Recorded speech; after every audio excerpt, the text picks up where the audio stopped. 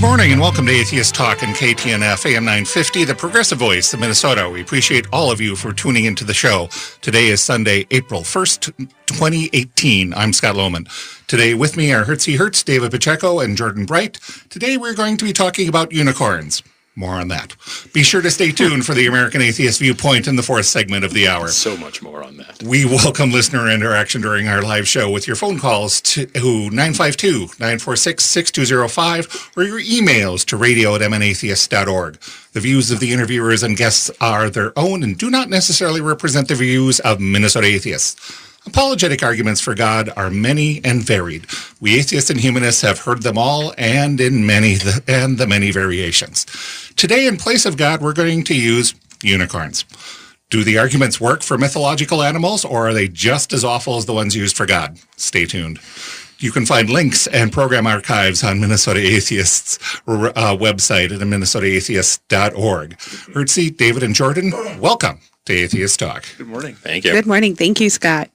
All right. So, yes, we are going to be specifically talking about the mythological creature of unicorns, as in the horse with a horn on its head.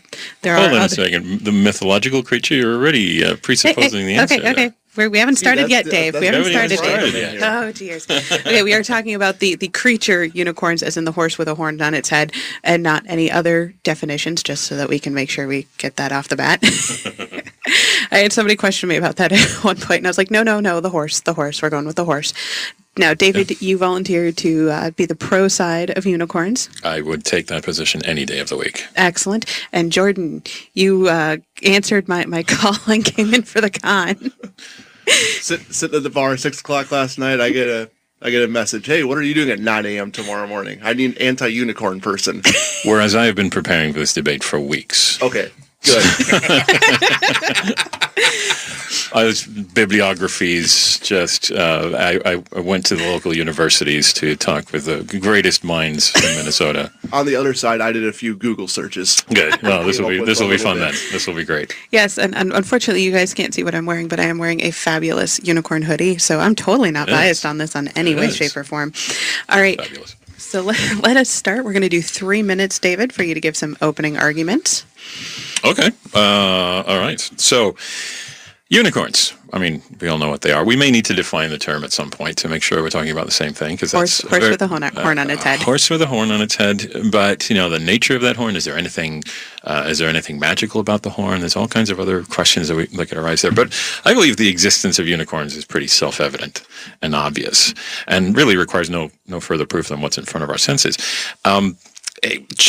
Narwhals are unicorn sea lions, really. Rhinos. They are unicorn hippos. So therefore it stands to reason that most, if not potentially all mammals, have a unicorn equivalent. We don't know whether unicorn variants exist of every species because all we have found so far are mammals, but it opens the possibility of unicorn equivalents of insects, of fish, birds. By the way, swordfish, very good candidates for unicorn fish. I posit that hammerhead sharks are actually just a unicorn variant. So there are already unicorns that exist of various other species, and so why are we denying the possibility of a unicorn horse? I mean, it stands to reason that if this has evolved in multiple species across time, there's no reason it couldn't have evolved in the horse, and therefore there's no reason to say it's not. We have, in fact, more proof to say it probably did at some point in evolutionary history. Another point. Children have a natural sense of unicorns. They're born with it. And there's no evolutionary advantage to be born with a sense of a creature that doesn't exist. It would be a waste of energy. It would be a waste of evolutionary. There's no reason it would be selected for in an evolutionary sense. You tell a small child a story about unicorns, they will be filled with a sense of wonder and comfort and awe about these amazing creatures. They want to read more stories. They want to hear more stories. They want to buy plush dolls in the shape of unicorns. They want T-shirts and pajamas. Everything possible with a unicorn theme. So that innate and intensely strong desire for something is impossible to have evolved if that something didn't exist in the first place. And my third point is, have you ever in the course of a random day suddenly smelled something really pleasant? Cookies or flowers or baked bread or a nice sweet baby powder with no obvious source for that smell? That is because there is a unicorn nearby. Unicorns naturally smell pleasant and remind us of pleasant smells, which actually they use as a relaxation defense against predators. If you are a human looking for something to eat, maybe some delicious unicorn meat, and instead you are overwhelmed by the smell of delicious baking bread, you will be distracted and start thinking about where you can acquire wheat and rye and whatever the heck they make pumpernickel out of. That is the only proof you need. It's the proof of our senses that unicorns are among us. And the fact that we haven't seen them means nothing more than the same thing that we didn't see coelacanths for a very, very long time. Until when? Until we did. Thank you. Well, that was almost perfect. Oops, there's my timer. Shut up. Jordan. I'm so sorry. I gotta follow this up. I'm so sorry. This was so last minute. So, okay. One thing that I did think of, when you smell something pleasant, means a unicorn is around. Are we assuming that all unicorns, if they exist, are they all nice?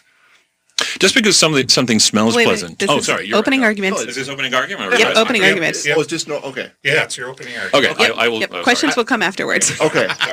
Okay. Yeah. Keep that timer going. I'm not going to have a lot here.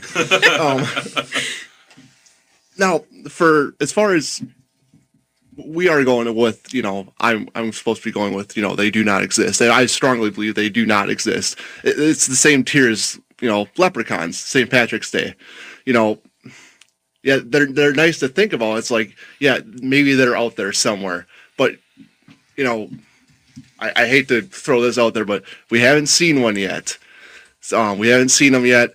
And, I mean, maybe if somebody has seen them before, are they just mistaken for something else? We see a lot of it. People say, how many people around the world are saying, I've seen Bigfoot. Sightings all over the country. They've seen Bigfoot. As far as unicorns go, maybe it's just a horse with maybe an ice cream cone taped to its head or something. I don't know. Something like that. But, I mean, it kind of but I do kind of agree with you. It's like the whole, with narwhals. I didn't think of that right away. It's basically a seal with a big horn on its head. But people think of unicorns as these majestic, perfect, they're just these perfectly white creatures that they have a perfectly spiral horn on their head. And it just seems like it's like the perfect animal. Of everything that I've thought of, there is no such thing as like a perfect animal or a perfect creation. So, and that's kind of what it seems like they're made out to be. They're these flawless creatures. I kind of have a hard time getting behind that.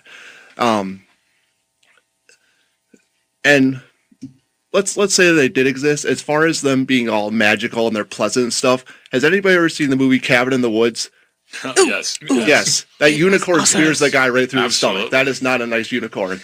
Although when I did see it, I was expecting it to be like a darker one. No, it's your typical white horse. It looks perfect. So it's like, okay, well, maybe, I don't know. Maybe it had I didn't see the red eyes on it. That meant it was evil or something. But, I don't know. That's my counter argument, I guess. Do you mind if I butt in for a moment? Go right ahead. Yes. Also, narwhals, I believe that is a tooth that is coming out of their head, not a horn. It's a tooth. Extended canine tooth. It's an extended, and it grows through their skull and everything. Interesting. It's very, very painful. I'm guessing. Wow. And then just remember we haven't had any actual bones of unicorns. There we go. All right. Sorry. Only because poor Jordan was brought in here like last minute. I feel really bad about this.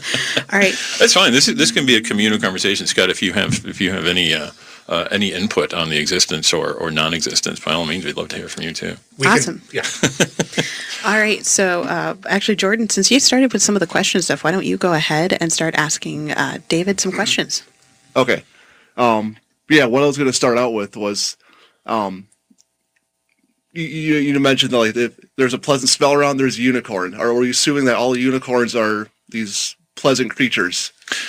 Well, do we assume that all skunks are unpleasant creatures and nasty and horrible? Well, we don't. They smell horrible, or they emit a particular smell as a defensive mechanism. But, exactly. But again, that's a defensive mechanism, right? That's right. A way to repel predators. Now, it means absolutely nothing with regards to the nature of the skunk. Okay. The skunk, as depicted in popular culture, is actually quite a pleasant, romantic, for some reason, French animal. Yes. And therefore, we cannot assume that simply because there is a negative association with a smell, that the skunk is a negative creature. Nor can we assume that because there's a pleasant association with the smell of the unicorn, that the unicorn is a pleasant creature. It is entirely an evolutionary defensive mechanism. Okay, that's true. But we know that skunks, they're not, they can be both good or stinky or not, but we're saying that unicorns are, I guess has anybody... There's no moral implication to the smell. Right, but I don't think anybody's ever witnessed a unicorn's defense mechanism. Well, because they're invisible. So. I mean, you can't witness it. I mean, you can't witness it in the sense that you can't see it, but you've witnessed it in the sense that you have smelled a pleasant smell with no obvious source. Okay. And that is witnessing. I mean, witnessing doesn't necessarily mean you have to see it. You just have to perceive it through your senses in some way. But do we know that do we know that's for sure a unicorn though? Well, I'm saying it is. I'm asking you to disprove it if you say it's not. I mean, I'm making the statement that it is. Okay. Yeah, I can't say that it is or it isn't. Well, does a unicorn's fart smell? Well, see, that's something I was going to get into now, but That's a very good question. I see. And why don't you hold that thought, because we're coming up on our Speaking first of holding break. things, Oh dear, oh dear, oh dear. we've lost control already. Yeah, please stay with us for the break. You're listening to Atheist Talk on AM 950 KTMS, the progressive voice of Minnesota.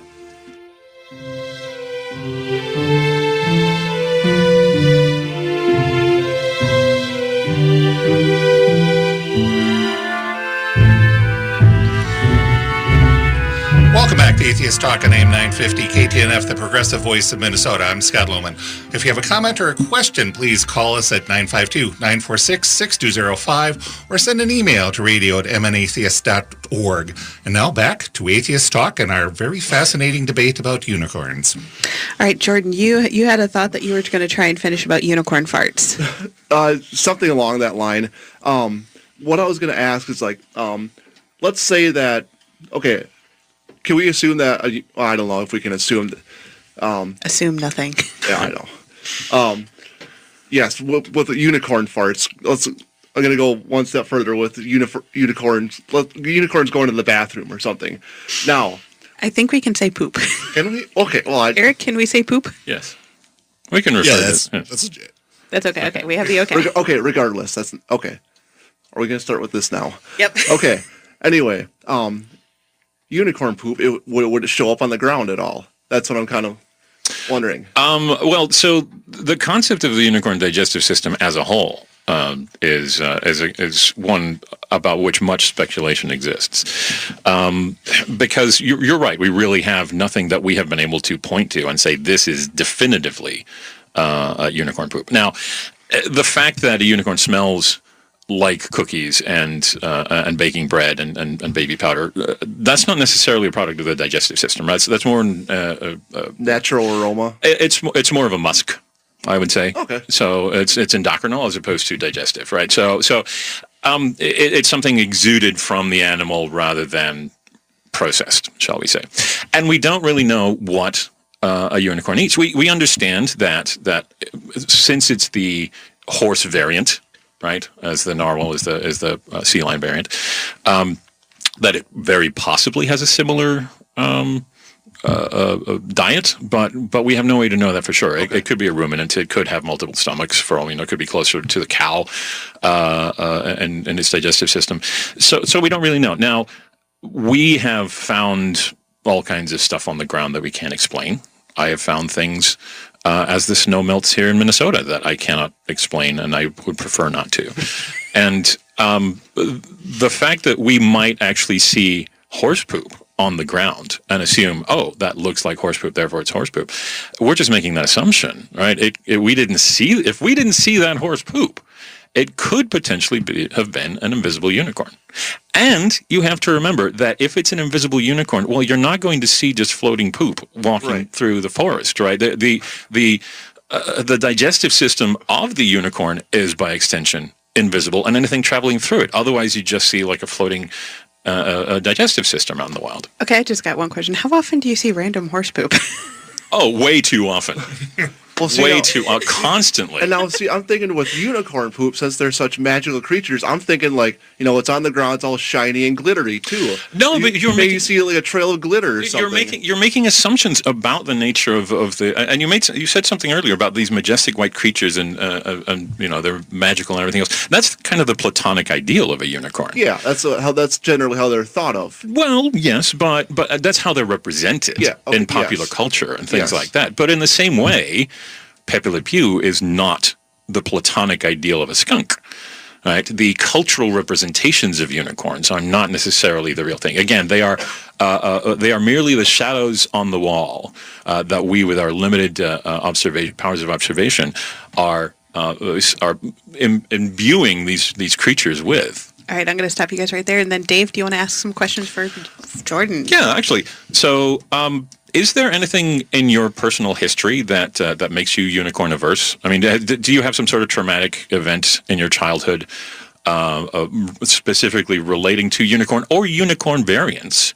Could be to a narwhal, could be to a hammerhead shark. We have already established those as unicorn variants. Can you think of anything? Was your father killed by a narwhal? Well, exactly. My father's still alive, actually. Maybe this is why Cabin in the Woods was so traumatic for you. Yeah, because it wasn't traumatic. I just remember seeing this like that unicorn speared the guy right through his stomach. I was like, that's not a good unicorn right there. That's right. So, but and it didn't get any blood on it either, except for its horn, which I found very surprising.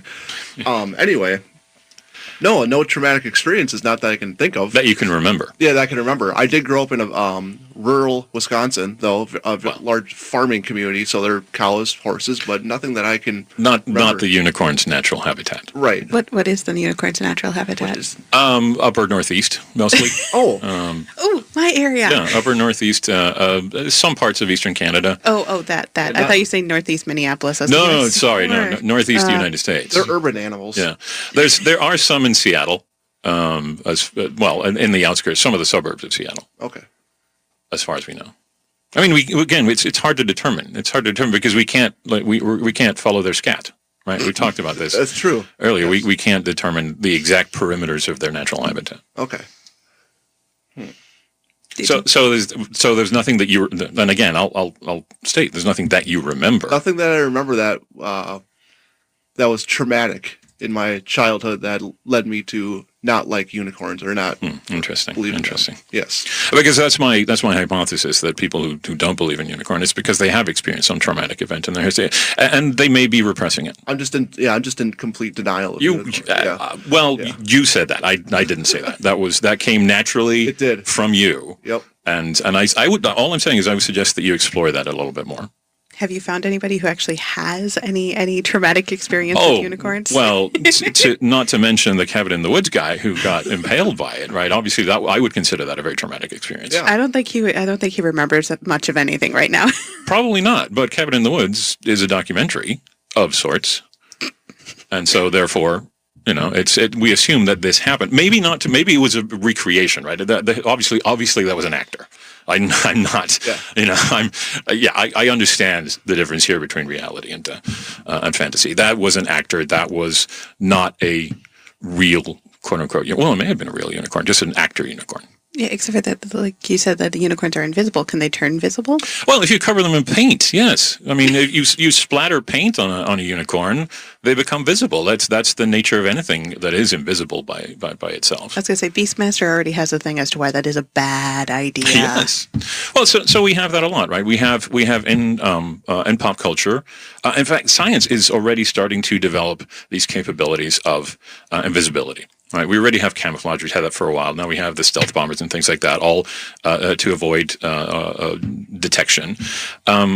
We are talking about, with Harry Potter, the invisibility blankets, the cloak of what is that Invisibility called? cloak. Invisibility cloak. That's a weird name for a cloak that provides invisibility. So we already have these things, and we already have science working on these things, and we often look to nature to find solutions to these problems. And the problem is that we cannot see the unicorn, and so it's hard for us to look at it and determine how it gets its invisibility. That is the thing that has held us back in our invisibility pursuits. So what about in evidence as far as like, leftovers from you. I'm sorry, Jordan. I'm kind of You go right ahead. What about leftovers like, hair? We talked about, poop, but, hair samples, bones. They would look like a horn. horse's. Except for, wouldn't there be a horn like right there? Well, not necessarily. We're making an assumption about what the horn is made out of, right? Just because the narwhal is a canine tooth doesn't necessarily mean that the unicorn horn is made of tooth. It may be much more biodegradable material. Could be cardboard. Could be paper mache. Would these bones be invisible too, though? Wouldn't they be invisible? They may be. They may be, and that may be why we haven't found them. Or they may just decay. We could be stepping on them. It may be a biological process, like bioluminescence, and in which case, when the animal dies, it becomes visible again. That's entirely possible. And we'll continue this wonderful debate when we get back. You're listening to Atheist Talk on AM 950 KTNF, the progressive voice of Minnesota.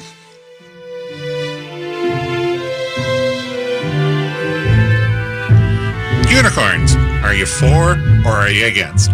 Since they're as real as ghosts, so who cares?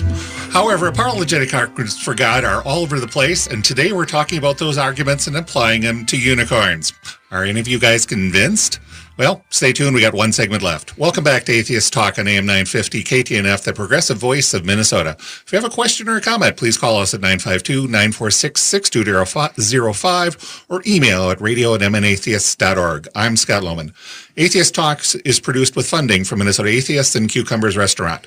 Join us this morning at Cucumbers for breakfast afterwards or brunch. If you'd like to advertise on this program, please contact us at radio@mnatheists.org. This radio program is put together by dedicated volunteers and the generous donations of listeners. If you're able to help with a donation, please consider doing so at our radio funds page. Minnesota Atheists is a 501c3 tax-deductible organization. We also thank Steve Shies for becoming a new Patreon supporter. Our music is composed by member Brent Michael Davids and is used with permission. Check the schedule for book clubs, discussion groups, pub crawls, movie nights, and other gatherings throughout the year, as well as sign up for meetups, listen to podcasts of previous programs, and subscribe to Atheist Weekly email. Become a member, all at minnesotaatheist.org. And now back to our final segment. We actually have a call.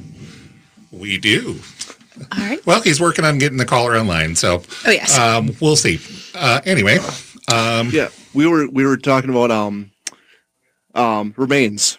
Remains, yes. We were talking about remains. Would they show up if the unicorn were to die? Potentially. Again, I think you referred to bioluminescence as a biological marker. Okay. Oh, he's so close. Let's see. For some reason, we have Jeff from Burnsville who has an anti-unicorn comment. What? Yep. Welcome, Jeff. Thank you. What is your comment, Jeff? I'm very curious to hear this.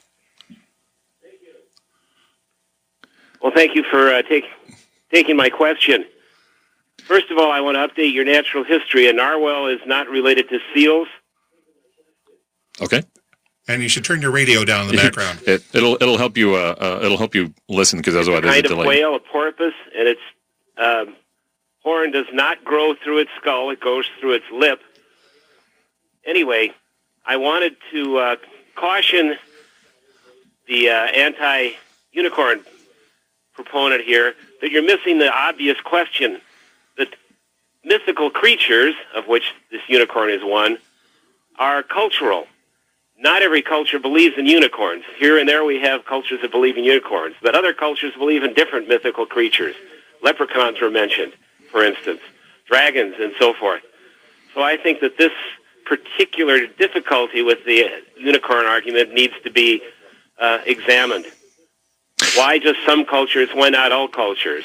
If unicorns really exist? I think that's a great point, but I would also suggest that it would be very hard for me living 2,000 years ago in the Americas to believe that ostriches and emus existed.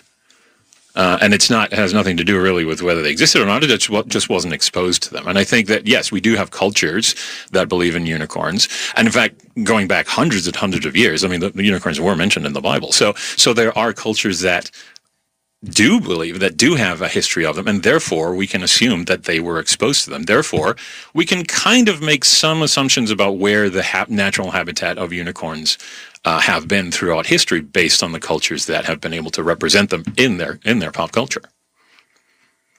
but we don't really have any evidence of what kind of environment unicorns like.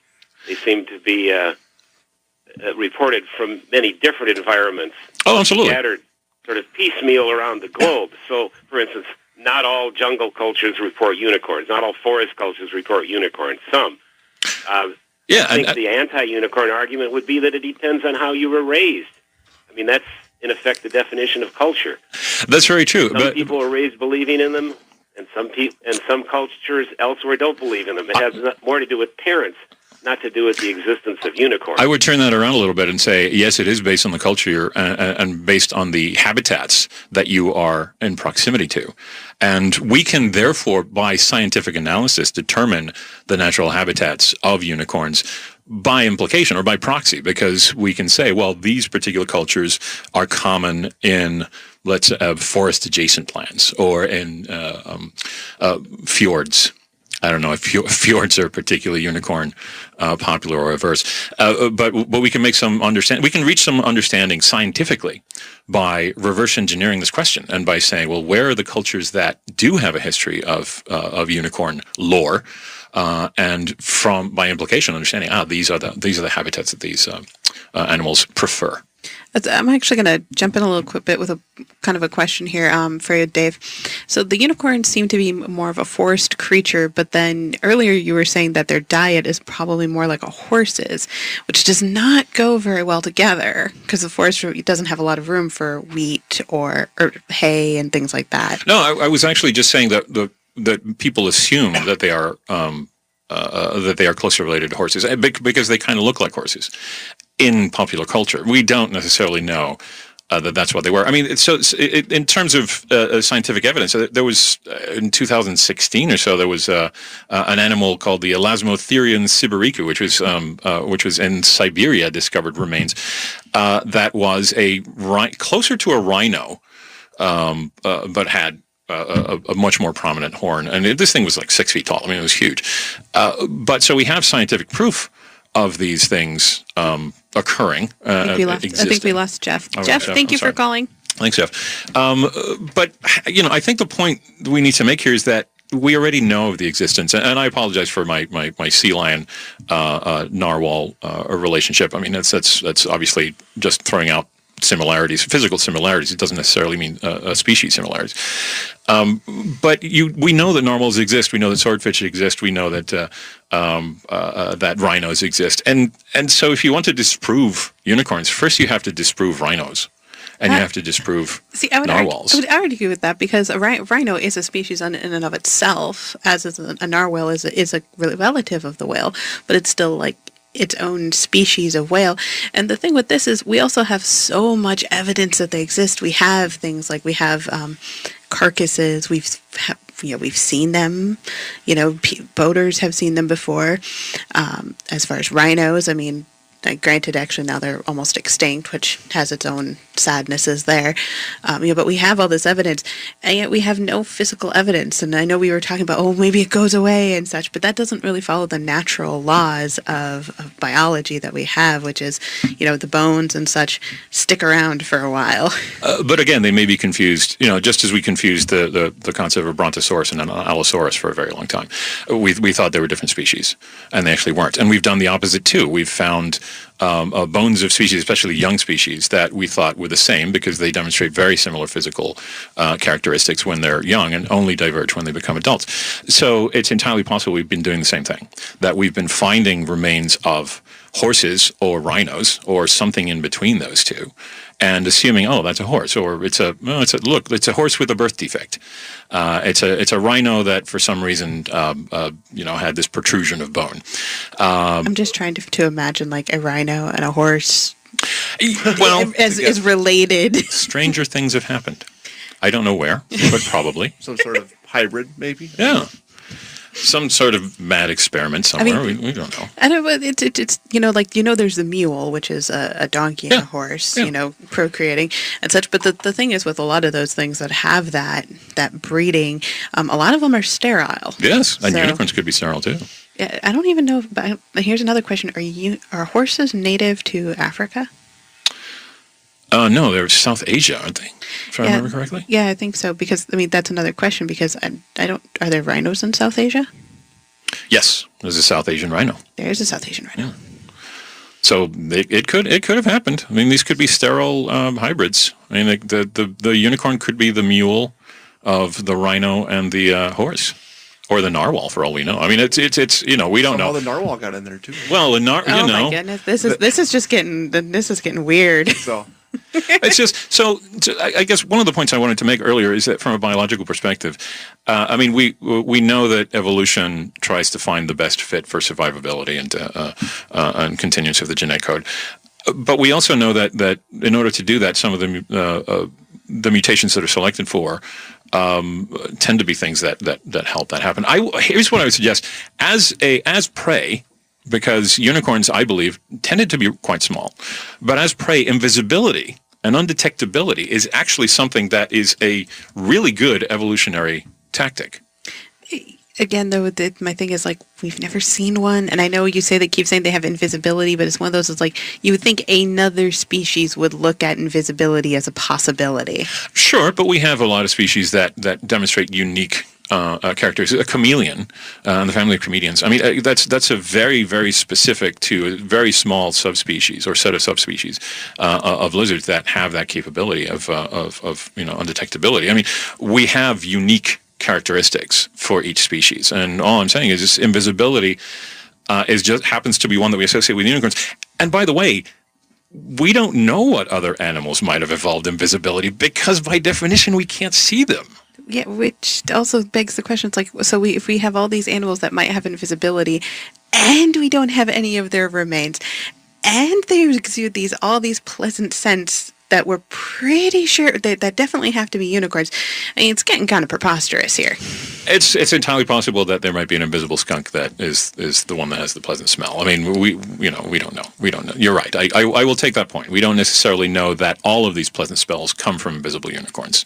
I'm positing that at least some of them are, because if you accept the concept of a multiverse, if you accept the possibility of infinite universes, then you accept the possibility that at least one universe exists in which unicorns exist. Therefore, this whole discussion is, do unicorns exist? We've already accepted the fact that they do. All we're deciding is which universe is it, and is it this one? Well, obviously, I don't think it's this one. I don't think it's this Which makes me highly disappointed because I totally should have been born a unicorn. Yeah. Well, you have to prove that it wasn't this one, though. Quick question, though. Why are unicorns mostly associated with rainbows? Probably because of the smell. Okay. Probably because of the smell. It's just the whole pleasant aroma. They want to give off like a pleasant sight also. Yeah. We associate it with pleasant senses. I mean, it could be maybe someday your fingers feel like they've been touching felt, and there's no felt to be seen. That might be, you might have touched a unicorn. Interesting. So there we go. Those are apologetic arguments for you for unicorns. And as you can see, we had a lot of fun with that, and we did traps on lots of arguments that are used by actual apologists, even though they were refined for unicorns. And I didn't even bring up the ontological argument in favor of unicorns, which I said I was going to. Yep, and we all snickered at that because that was just too much fun. And it's just as applicable to unicorns as it is to God, by the way, so it's the same thing. So, well, maybe we'll just have to do this again. We'll do this again, absolutely. We can find another mythological. We'll have a whole hour to ontological discussions of unicorns. And Jordan, I will make sure that if you do this, that you will have much more time to I need a little bit more prep time than 12 can hours. have a lot of fun. Well, Hertzie, Jordan, and David, thank you very much. Thank you. I want to thank you all for tuning into Atheist Talk. This show depends on your generous support of our members, sponsors, and donors. Join us again next Sunday. Please consider supporting the show through the donation link at matheist.org. The podcast of the show will be in the radio page later today. Stay tuned for American Atheist Viewpoint. This has been Atheist Talk on AM 950 KTNF, the progressive voice of Minnesota.